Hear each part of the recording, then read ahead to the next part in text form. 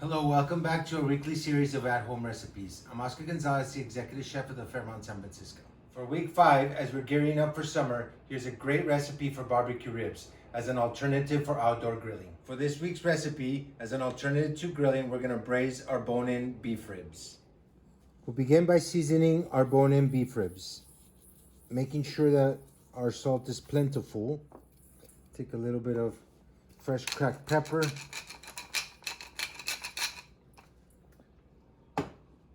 And just tossing that, making sure everything gets equally distributed. We've gone ahead and preheated our cast iron pan. We're gonna put our extra virgin olive oil inside, and now we'll begin to sear. We'll let this caramelize. We'll let this go for about a good 5-6 minutes on one side before we go ahead and flip to the other side and let it go again for another 5-6 minutes. Beef ribs have now caramelized. They've been on the pan for about 5 minutes or 6 on one side. As you can see now, they're golden brown, nicely seared on one side. We'll flip them over, put them back on fire. Let that start to sear for another couple, 3-4 minutes. As they're searing, we're gonna go ahead and add our garlic, our herbs, and our shallots. These herbs, you can really add anything that you may have in your pantry. I've added some chives and some tarragon, a little bit of bay leaves, and that's all you need, right? Let that sear a little bit. Our ribs are now nicely seared on both sides. As you can see, they're golden brown. And now we will take our red wine, about 2.5 cups of red wine. We're gonna let this now reduce by half. We'll let that liquid go down, and then we're gonna add our beef stock or chicken stock, whichever one you have available, and we're gonna let that become our braising liquid for our beef bone-in ribs. Our short ribs have been cooking in this red wine. Now our red wine has reduced by half. We're gonna take our chicken stock, and we're gonna add that. We're gonna let this come up to a boil. We're gonna cover this. We're gonna let this cook now and braise in our liquid for about 3.5 hours until our beef bone-in ribs have softened. Ribs have been now cooking for about 4 hours. We've added a couple more ribs to our pot. They're all nice and tender now. As you can see, the beef is breaking apart as I'm putting a little bit of pressure on it. We're gonna continue for this liquid to reduce, and that's gonna become our beef jus. Barbecue sauce.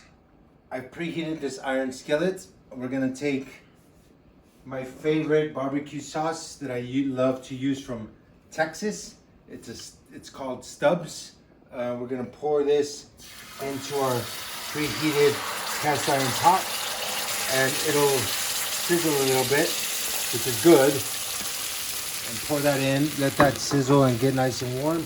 We're gonna add 2 cups of red wine vinegar to this.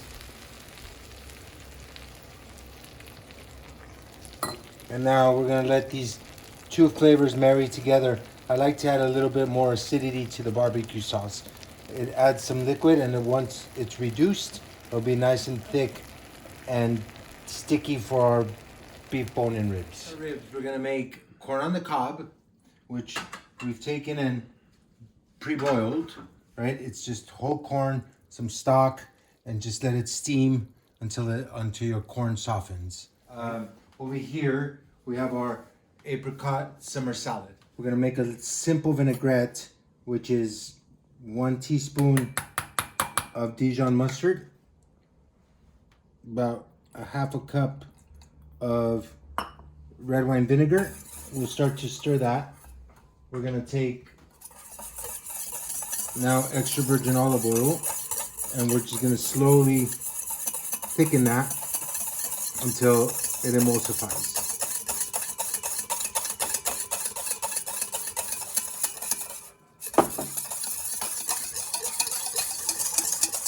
I'm gonna take a little bit of salt to finish this.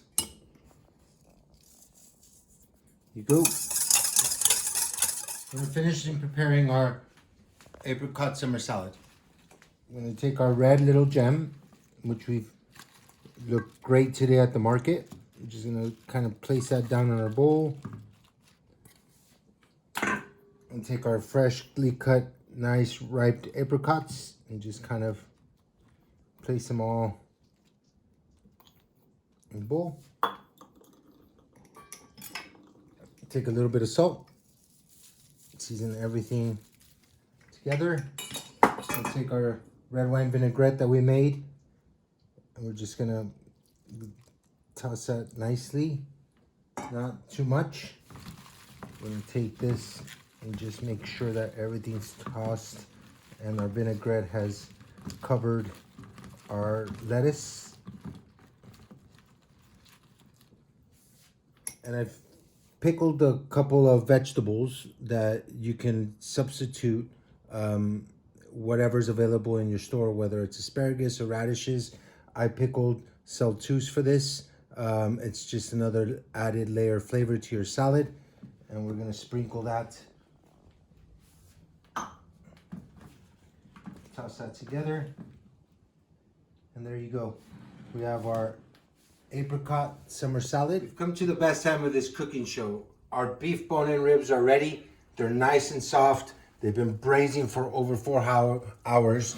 This braising liquid is now reduced and it's tasty. Our barbecue sauce is now ready. It's thickened. It's taking all that extra red wine vinegar that we've added to add that little tanginess. Now we're gonna take our beef bone-in ribs. We're gonna add them to the sauce, which is our barbecue sauce, to let them finish to cook and marry all those flavors together for about an extra, say about 20 minutes of cooking. And then we're gonna be ready to serve as soon as they've taken in this barbecue sauce and making sure all the flavors have married together. Let's finish our corn on the cob. Our corn is nice and soft now. We're gonna take this extra virgin olive oil and we're just gonna make sure we pour this all over our corn.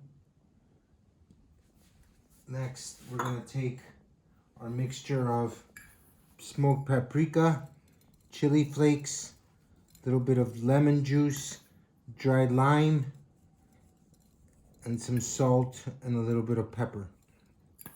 And we're gonna be generous with this, making sure that this gets everywhere for our corn. And then we're gonna take our tongs and toss this all together, making sure that both sides of our corn gets nice and mixed and it's nice and spicy. And finish this off with a little bit of chopped chives just on top. Sprinkle that over, making sure you have enough just to give that nice little aromatic flavor. And there you go, everyone. We have our beef bone-in ribs, we have our spicy corn on the cob, we have our apricot summer salad. I hope everyone's staying safe and wish you all the best.